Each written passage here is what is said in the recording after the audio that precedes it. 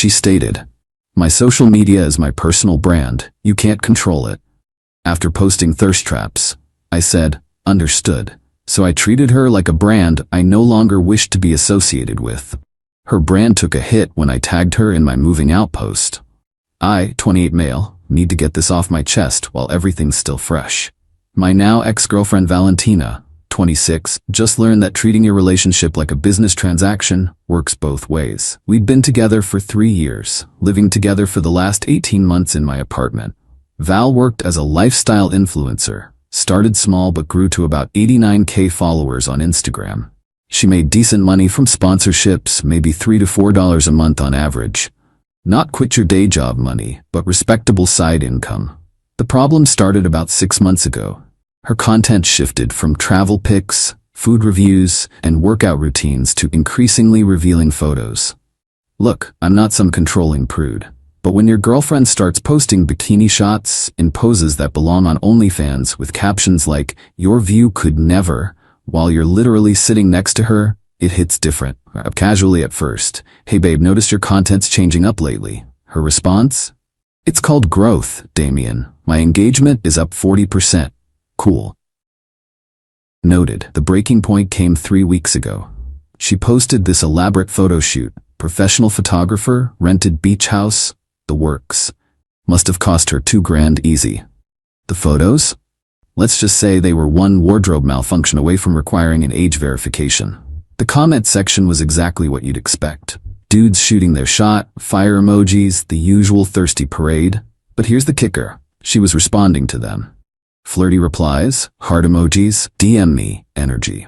When some fitness model with 2M followers commented goddess energy, she replied with, "Coming from you, that means everything. We should collab." I sat her down that evening. Tried to have an adult conversation. Me, Val, I'm uncomfortable with the direction your content is taking. It feels disrespectful to our relationship. Rolling her eyes. Here we go. Another insecure boyfriend threatened by my success. It's not about success, it's about boundaries. You're literally flirting with other men publicly. It's called engagement, Damien. This is my job. My social media is my personal brand. You can't control it. I'm not trying to control anything. I'm expressing how I feel as your partner. Well, maybe you need to evolve. This is 2024. Women can monetize their beauty without asking permission. If you can't handle me at my most empowered, you don't deserve me at all. I sat there for a solid minute, just processing. She actually said that unironically. Me, you're right. Your social media is your personal brand. I understand now. She looked surprised but pleased. Finally, see, was that so hard? That night, I started treating our relationship exactly like she'd framed it. A brand association. First thing I did, started documenting everything. Screenshots of her posts, the comments, her replies. Built myself a nice little folder, not for any nefarious purpose, just wanted receipts for when this inevitably blew up. Second, I stopped appearing in any of her content. She'd try to get couple selfies, I'd politely decline. Don't want to dilute your brand, I'd say. She thought I was being passive-aggressive at first, then seemed pleased I was respecting her vision. Third, I stopped engaging with her posts entirely. No likes, no comments, nothing. When her influencer friends came over for their fake candid photo shoots in my apartment, I'd just go to my room. Don't want to interfere with the content creation, became my standard line. She started getting irritated after a week. You're being weird, Damien. Just respecting your brand autonomy, babe. Like you asked. 2 weeks in, she posted this elaborate lingerie haul try-on. I'm talking sheer everything, strategic hand placement being the only thing keeping it Instagram legal. Caption: confidence is the best outfit. What's your favorite? That's when I made my move, I commented. First time in 2 weeks, but not what she expected. As a consumer, I've decided to discontinue my subscription to this brand. The product has deviated too far from what was originally advertised. Moving out this weekend, apartment's yours till the lease ends next month. Then I tagged her. The comment blew up instantly. Her followers were confused, asking for context. Some of her thirsty fanboys were celebrating. Her influencer friends were DMing her frantically. Within an hour, she was home. Full panic mode. Val, what the hell, Damien? Delete that comment now. Me, why? It's just engagement. Isn't that what you wanted? You're sabotaging my career. This is psychotic. I'm simply discontinuing our brand partnership. You said it yourself. This is business, right? We're in a relationship. Me? We're. Past tense. And according to you, it was also a brand association. I'm no longer interested in being associated with this type of brand. She went nuclear, screaming about how I was destroying everything she'd built, how her sponsors would see this, how I was being abusive by weaponizing her audience against her. Me? I haven't weaponized anything. I made a factual statement about ending our relationship on a public platform where you conduct your business. If that damages your brand, maybe you should reconsider what your brand represents. She tried everything. Tears, threats, even attempted seduction. Really showed her hand there. Nothing worked. I'd already arranged to stay with my buddy James and had movers scheduled for Saturday. The comment stayed up. Last I checked, it had 8.7K likes and 2.3K replies. Her follower count dropped by about 3K in 48 hours. Moved out yesterday. Clean break. She kept texting, oscillating between rage and desperation. Blocked her on everything except email. Need that for any apartment-related issues. The pettiest part? I posted my own Instagram story from James' place. Just a simple photo of my gaming setup in the new room with the caption upgraded to a drama-free environment. Feeling good about this rebrand. And yes, I tagged her location at the apartment. Her influencer friends are calling me toxic. My friends are calling me a legend. I'm just calling myself single. Update 1. Yo, wasn't expecting this much attention. Thanks for the support and the reality checks from those who think I went too far. Fair enough, but wait till you hear what's happened since. So Val's been in full damage control mode. She posted this long Instagram story about toxic masculinity and how her ex, me, couldn't handle a successful woman. Painted herself as a victim of emotional manipulation. The works. Plot twist though. I kept those screenshots, remember? Her narrative started falling apart when some of her own followers began asking questions. See, Val forgot that the internet has receipts too. People started pulling up her old posts from just months ago. Couple photos, anniversary celebrations, me appearing in her vlogs. The contrast with her recent content was stark. Then someone found my comment, still up BTW, and connected the dots. A few brave souls started commenting things like, so you went from posting couple goals to thirst traps and he's the toxic one. Val tried to delete these comments, but they kept coming. The dam was breaking. Yesterday she made her biggest mistake yet. She went nuclear and posted a full My Truth video. 43 minutes of her crying, claiming I was controlling, jealous, that I tried to dim her light. She even said I was financially manipulating her by moving out suddenly. That last bit made me laugh. Financially manipulating? I paid 70% of the rent because I made more. Never asked for a penny back. The apartment was in my name, and I gave her a full month to figure things out. But here's where it gets juicy. Her brand manager, yes, she has one now, some dude named Philippe, reached out to me through LinkedIn. LinkedIn, y'all. Philippe. Damien, I represent Valentina's business interests. Your recent actions have caused significant damage to her brand partnerships. 2 sponsors have already pulled out. I strongly suggest we find a mutually beneficial resolution. No. You could be held liable for intentional interference with business relations. Cool. Have your lawyer call my lawyer. I don't have a lawyer, but homie didn't need to know that. Then came the text from Val's bestie, Natasha.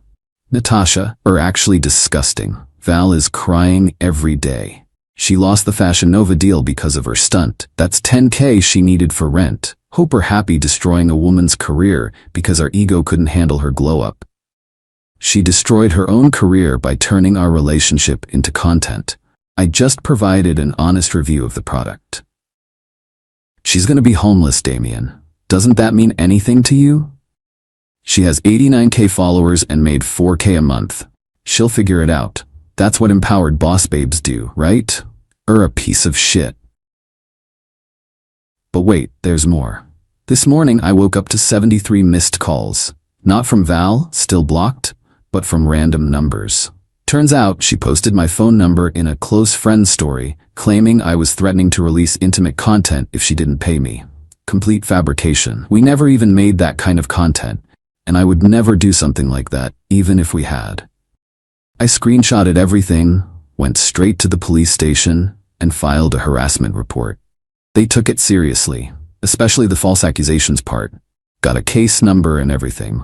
Then I did something maybe a bit extra, but I was done. I made my Instagram public and posted a single photo, just a screenshot of the police report number, with the caption, "False accusations of revenge porn, doxing, harassment campaigns. Some brands really don't handle negative reviews well. PSA, document everything, folks. You never know when someone's empowerment becomes your legal problem." And yes, I tagged her. Her follower count is now at 81K and dropping. The comment sections on her posts are brutal. Turns out authenticity matters, and her audience doesn't appreciate being lied to. Philippe, the brand manager, sent another message. "This is defamation. Cease immediately." Me. Truth is an absolute defense against defamation claims. Tell Valentina to stop calling me, stop lying about me, and stop harassing me, or the next post includes the screenshots of her actual messages versus what she's claiming publicly. Radio silence since then. James, roommate, thinks I should just let it die now. Maybe he's right, but she turned our relationship into content, so why shouldn't its end be content too? Her latest post? A motivational quote about rising above negativity, with comments turned off. Her brand's evolving, alright, just not in the direction she planned. Update 2, final update because I'm ready to close this chapter. So the legal threats kept coming. Philippe apparently wasn't bluffing. I got served with an actual cease and desist letter from some law firm. Scary letterhead, lots of big words, demanding I remove all posts and pay $50K in damages for tortious interference with business relations. Here's the thing about hiring lawyers to send scary letters. It only works if the other person did something actually wrong. I took the letter to an actual lawyer, my cousin's husband, but still. He laughed, like actually laughed. Told me to send back a simple response. No wrongdoing committed. Client exercised free speech regarding ended relationship. Please cease harassment, or will countersue for defamation regarding false revenge porn allegations. Cost me $300 for him to write that letter. Best money I ever spent. Meanwhile, Val's empire was crumbling. Lost another 3 sponsors. Her engagement rate tanked because half her comments were calling her out. She tried pivoting to healing journey content, but nobody was buying it. Then, she did something I didn't see coming. She showed up at James' place. Not to reconcile. Oh no. She came with a business proposal. "Val, we could turn this into content, a public reconciliation. The views would be insane. We split everything 50-50. I just stared at her. She was serious. Think about it. Drama sells. We've already got everyone's attention. A few couples therapy videos, some emotional reunions posts, we could make bank. You want to fake getting back together for content? Not fake. We could actually try again, but document it. It's perfect. Redemption arc, love conquering ego, all that. Valentina, you accused me of threatening revenge porn. You posted my phone number to get people to harass me. Content strategy, babe. You get it now, right? Everything's content. Even this conversation could be a podcast episode. That's when it hit me. She wasn't evil. She wasn't even manipulative in the traditional sense. She just completely lost the ability to separate real life from content. Everything was performance to her. Even our relationship had probably been content for longer than I realized. Me, I'm good. Please leave. Val, you're making a mistake. This could launch both our careers. I'm an accountant, Val. I don't need a career in whatever this is. She left, but not before taking a selfie outside James' house. Posted it with, "Choosing peace over profit." The grand finale came 3 days ago. Val posted a life update YouTube video, 47 minutes of her taking accountability, while somehow still making herself the victim. The production value was insane. Multiple camera angles, B-roll footage, emotional music. She must have spent the last of her savings on it. The video backfired spectacularly. Why? Because someone in the comments linked to a TikTok that Natasha had posted 2 weeks earlier. In it, Natasha was drunk, ranting about how Val had planned the whole breakup for content, and was mad it didn't go according to script. Val's own best friend accidentally confirmed that she'd been planning to use our breakup as a rebrand opportunity. She just didn't expect me to beat her to the punch. Last I checked, she's down to 72K followers. Had to move back with her parents. Still posting, but the desperation is obvious. Every post has ads sponsored, even for things that clearly aren't sponsored. Philippe unfollowed her. That made me laugh. As for me, I'm good. Better than good, actually. Started dating this girl from my climbing gym. She has exactly 200 Instagram followers and posts maybe once a month. It's refreshing. Oh, and the best part? Val's mom reached out to apologize for her daughter's behavior. Apparently, Val had told her family I was abusive and controlling, but her mom saw the videos and posts and pieced together the real story. She said, "I'm sorry my daughter turned into someone I don't recognize. You didn't deserve that." Weirdly healing, not gonna lie. So that's it. Val wanted to build her brand on our relationship's grave. Instead, she buried her career in it. I didn't set out to destroy her influence. I just refused to be a supporting character in her performance. To anyone dealing with similar stuff, document everything, know your worth, and remember, when someone tells you they see your relationship as a business transaction, believe them. Then treat it accordingly. Time to log off and live my actual life. Peace out. Final update. Wasn't gonna update again, but something wild happened that deserves to be documented. Remember how I said I was done? Well, the universe had other plans. Last week, I got an email from a production company. They wanted to interview me for a documentary about toxic influencer culture and its impact on relationships. Offered me $5 for a 2-hour interview. The irony wasn't lost on me. After everything, I was being offered money to turn our story into content. I almost deleted it. Then I saw the production company's name and Googled them. Legit, Emmy-winning documentary makers. They'd done exposés on MLMs, dating app algorithms, crypto scams, serious journalism. So I responded. Turns out, our story had become something of a case study in certain corners of the internet. They weren't interested in drama. They wanted to explore how social media monetization destroys authentic relationships. I agreed, but with conditions. No sensationalism. Val's face name gets blurred if they use her content, and I get to review my segments before broadcast. During the interview, they showed me something that floored me. Val's story had been picked up by multiple drama channels. Combined views? Over 10 million. She'd achieved viral fame, just not how she planned. The interviewer asked if I felt responsible for her career imploding. She built her brand on authenticity while living a performance. I just pulled back the curtain. The audience decided what to do with that information. They also interviewed other influencers, relationship experts, and surprisingly, Natasha. She'd agreed to talk after Val apparently screwed her over. Something about Val owing her $3K and refusing to pay because exposure is payment. The documentary airs next month.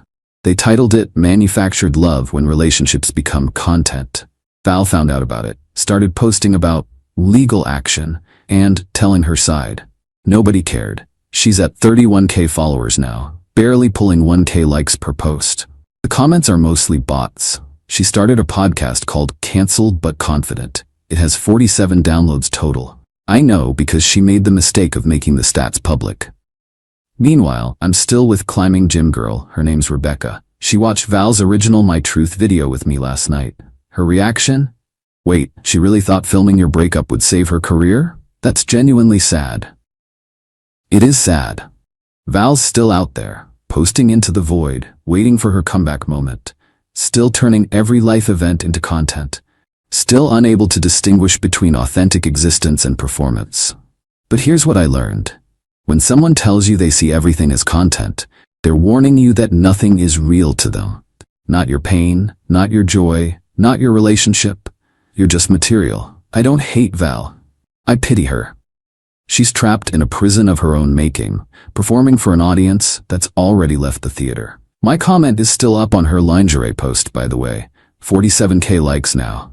The replies have become a support group for people who've dated influencers. Funny how that worked out. Anyway, that's really it. Documentary airs next month. Rebecca and I are planning a camping trip that weekend.